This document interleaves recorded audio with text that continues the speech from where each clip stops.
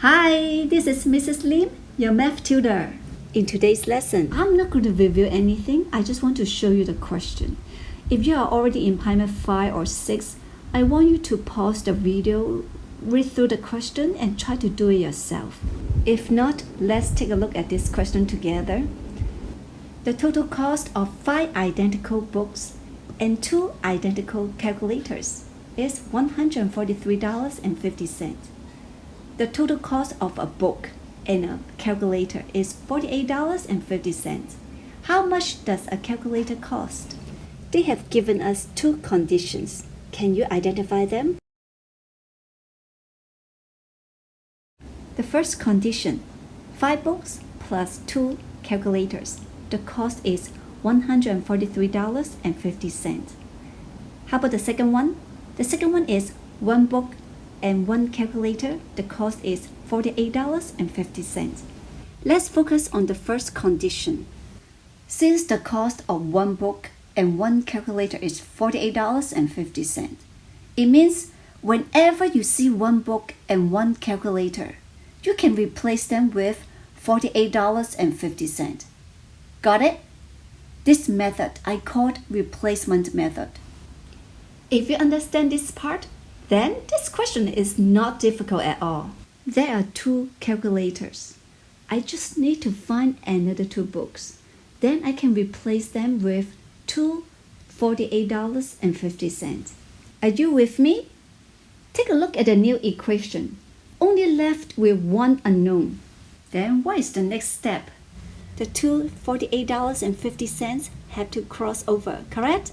Remember, after they crossed over, they need to change their signs. They become minus. 3 books cost $46.50. Then this amount divided by 3, then we know 1 book cost $15.50. Now look at the question. They're asking how much does 1 calculator cost? We know the cost of 1 book, which is $15.50. So we are going to replace the book with $15.50 to create a new equation. Then there's only 1 unknown, which is the calculator. Then the $15.50 has to cross over. It becomes minus. Okay, remember this step. This is very important, minus. Okay, then you know the calculator cost $33. If you see this type of question during the exam, I would suggest you to use alphabet to represent each item. For example, in this question, there are 5 books.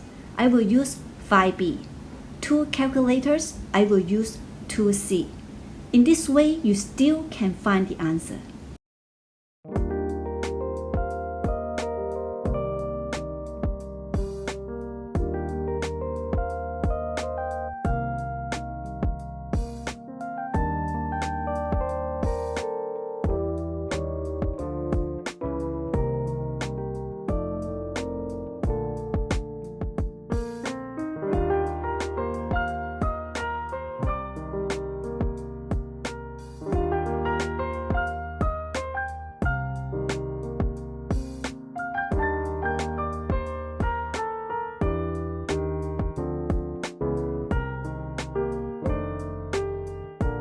Now we're in part 2.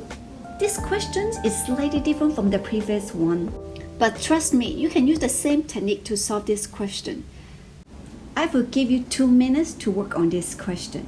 Make sure you have pen and paper. If you're ready, 3, 2, 1, go!